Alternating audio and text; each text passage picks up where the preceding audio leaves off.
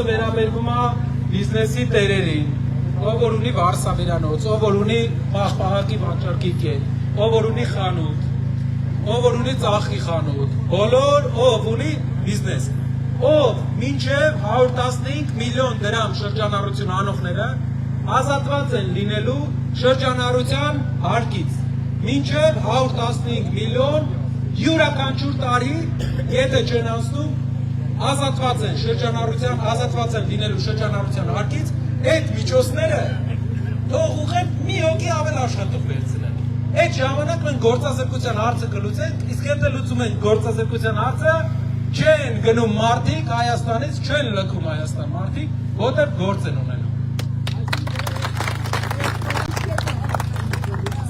Ով մինչև 115, այո, ով մինչև 115 միլիոն, չեմ կարծում, որ ստեղ 115 միլիոնից մեծ շրջանառություն անող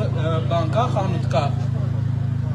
Շրջանառության հարկ չի մուծվելու, շրջանառության շնորհակալ։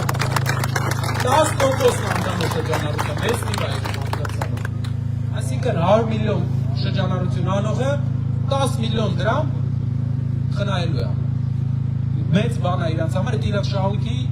կարող է կրկնապատկում արդեն նշանակել։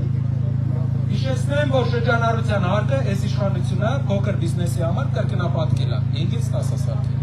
Մենք 10-ից 0 ենք սարքել։